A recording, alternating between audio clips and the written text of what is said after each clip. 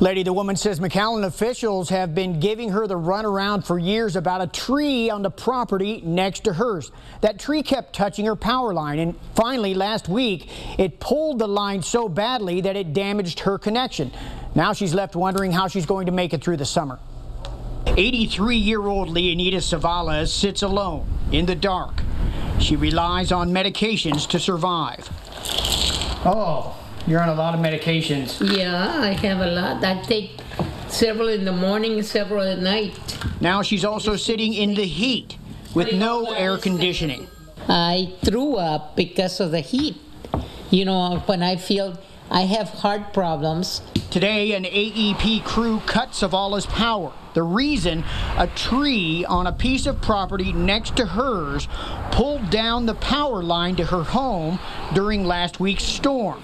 Okay, let me show you what the problem is. It starts right here where you can see the power line has started to become ripped out of the utility box. That's because you see where the lines have been cut, the tree branch was pulling down on the lines, and that's what ripped out this section of the power box. So as a result, of course, you see here on her digital meter, she has no power.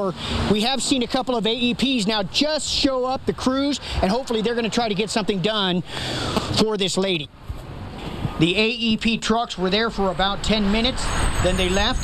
Zavala says she's been complaining about that tree next door for years. They gave me the runaround all the time. Call this number, call that number, and nobody. Oh, I can't help you because it's in a private property.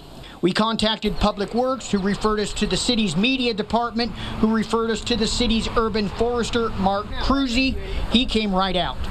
Because of the location and because it is a private property, it is something that the city of McAllen does not do. Do not do this service. Our responsibility is from the sidewalks and streets out. Even though he says it's not the city's responsibility, Cruzy personally cut down most of the offending branches on the neighboring tree. The damage to Zavala's power connection has already been done.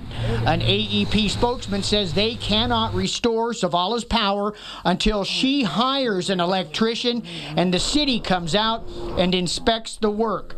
Zavala says she's just scraping by on Social Security. She cannot afford to pay for an electrician.